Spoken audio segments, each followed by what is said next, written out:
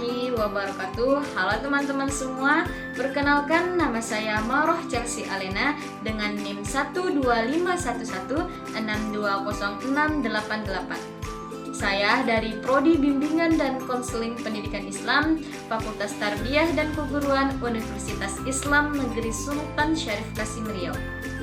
Adapun tujuan saya membuat video ini yakni untuk memenuhi tugas mata kuliah Ilmu Pendidikan Islam dengan dosen pengampu Ibu Dr. Fitra Herlinda, SAGM AG.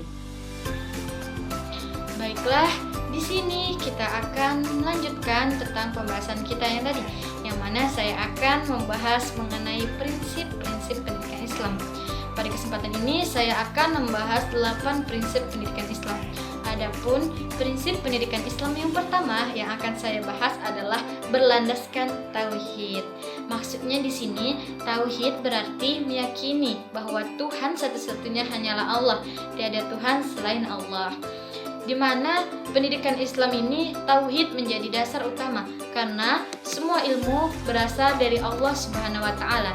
Maka daripada itu tauhid ini bukan hanya dipelajari untuk kita bisa mendapatkan nilai atau hanya seputar ibadah, tetapi agar kita bisa mendekatkan diri kepada Allah dan meningkatkan keimanan kita.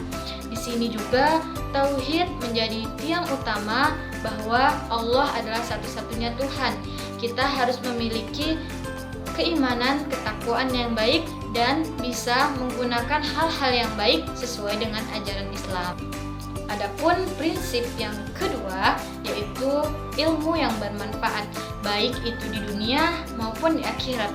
Ilmu ini tidak cukup untuk dipelajari, tetapi kita juga harus menerapkan, bersikap dengan baik dan sesuai dengan aktivitas kita sehari-hari. Misalnya nih, seseorang pernah belajar mengenai kejujuran dan kedisiplinan, maka daripada itu dia tidak cukup hanya mengetahui saja, tapi dia perlu mengamalkan dalam sikap, tindakan, dan kegiatan dia sehari-hari. Makanya itu ilmu yang bermanfaat adalah ilmu yang dia amalkan dan bisa membawa berkah bagi orang lain maupun diri dia sendiri, agar bisa menyelamatkan dirinya di dunia maupun di akhirat. Adapun prinsip yang ketiga yaitu proses yang bertahap dan berkelanjutan. Maksudnya di sini pendidikan dilakukan secara perlahan sesuai dengan kemampuan siswa. Nah, di sini pendidikan seseorang tidak bisa memahami ilmu secara singkat. Maka daripada itu prosesnya dilakukan secara tahap demi tahap. Selain itu belajar juga berlangsung sepanjang hidup. Dalam Islam ilmu tidak dibatasi oleh usia. Adapun proses yang keempat atau prinsip yang keempat yaitu memberikan kasih sayang dan keteladanan. Dalam pendidikan Islam, guru harus mendidik dengan penuh kasih sayang, kesabaran, dan perhatian. Guru juga harus menjadi contoh yang baik bagi peserta didik, karena biasanya peserta didik cenderung untuk meniru perilaku dibandingkan hanya omongan nasihat saja. Maka daripada itu, kita sebagai guru harus bersikap jujur juga, disiplin, maka agar siswa tadi bisa menerima perilaku kita. Adapun prinsip yang kelima yaitu holistik dan seimbang. Maksudnya apa di sini? Artinya pendidikan Islam mengembangkan semua potensi manusia secara seimbang, baik itu akidah, akhlak, ilmu pengetahuan, sosial, budaya, jasmani, semuanya harus secara seimbang.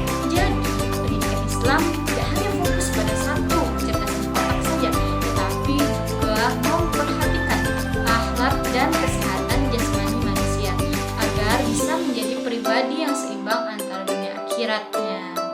Adapun prinsip pendidikan Islam yang keenam yaitu berorientasi pada akhlak yang mulia. Maksudnya di sini tujuan utama pendidikan Islam adalah membentuk manusia yang berakhlak baik.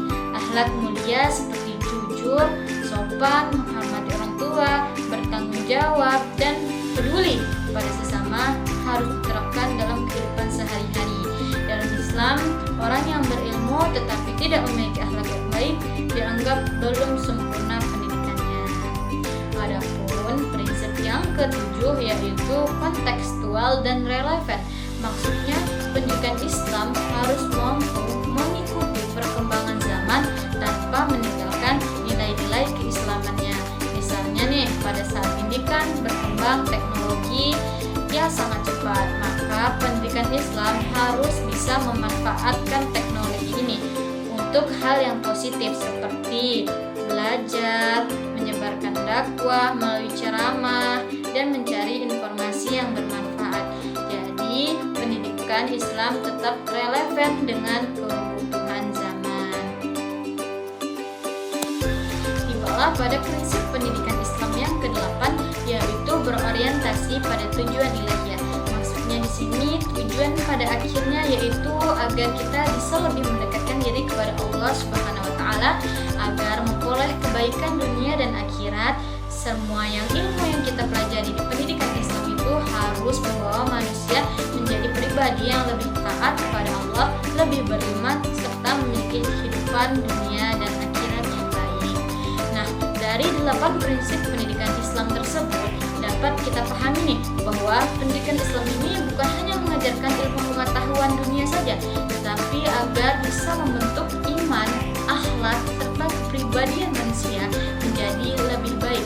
Dari kesimpulan 8 prinsip pendidikan Islam ini sangat penting diharapkan untuk kita semua bisa membentuk generasi yang beriman, berilmu, berakhlak mulia, serta bermanfaat bagi diri sendiri maupun masyarakat sekitar. Jadi dari selesainya 8 prinsip pendidikan Islam tadi, maka selesai juga pembahasan kita pada hari ini. Saya mohon maaf yang sebesar-besarnya apabila banyak terjadi kesalahan dalam pembuatan video ini. Tujuan saya untuk membuat video ini agar bisa berbagi ilmu kepada teman-teman semua. Lebih dan kurangnya saya mohon maaf. Wassalamualaikum warahmatullahi wabarakatuh. Dadah semua.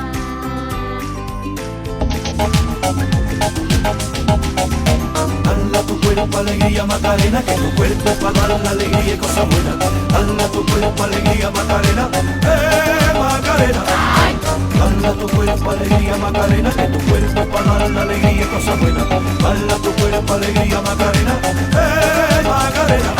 Macarena tiene un novio que se llama de apellido Vitorino, y en la jura de bandera del muchacho se la dio con dos.